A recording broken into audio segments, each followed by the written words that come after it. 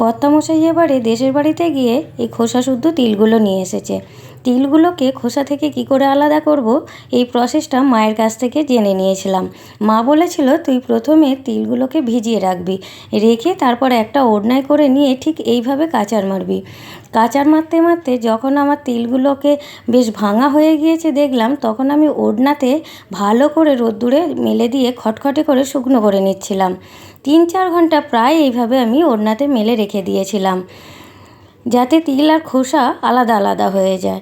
তার কিছুক্ষণ পরেই আমি চলে গেছিলাম মাঠে একটু গরু ঘাস খাচ্ছে, সেই গরুর কাছ থেকে আমি একটু গোবর নিয়ে এসে ছাদে ছোট্ট ছোট্ট করে ঘুঁটের মতো করে দিয়ে রেখেছিলাম। এগুলো আমি ধুনো দেবো বলে নিয়ে এসেছিলাম।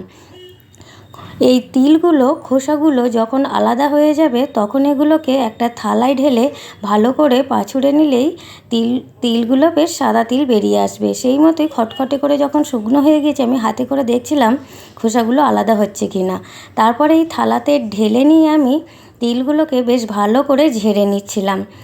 কুলোতে হলে ভালো হয়, কিন্তু কুলো আমার কাছে না থাকায় এই থালাটাই আমি সেকেন্ড অপশন বলে ভেবে নিয়েছিলাম। তাই তিল যখন ঝাড়ছিলাম তিলের খোসা আর তিলগুলো আলাদা হয়ে যাচ্ছিল। এই তিল বাড়ি থেকে এনেছিলাম। বেশ তিলের একটা রেসিপি যখন বানাবো আমি আপনাদের সাথে অবশ্যই শেয়ার করব। এই তিলের একটা রেসিপি বানাবো বলেই তিলগুলো আনতে বলেছিলাম। বেশ ভালো লাগে তিলের রেসিপি খেতে।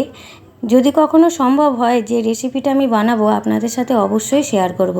আর এই দেখুন তিলের খোসা আর তিল কত সুন্দর আলাদা আলাদা হয়ে গিয়েছে।